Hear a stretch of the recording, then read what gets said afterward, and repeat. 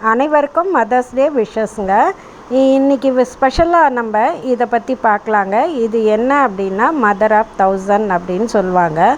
ஒரு இலைகளே அவ்வளவு அழகாக ஒரு 1000 சில்ட்ரன்ஸை அப்படியே தாங்குகிற மாதிரி இந்த செடியை பற்றி நம்ம சொல்லலாங்க.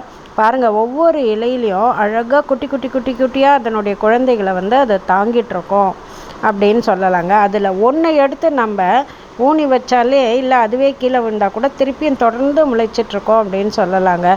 தாய்மையை எவ்வளோ அழகாக ஒரு தாவரம் நம்மளுக்கு உணர்த்துதுன்னு பாருங்கள்.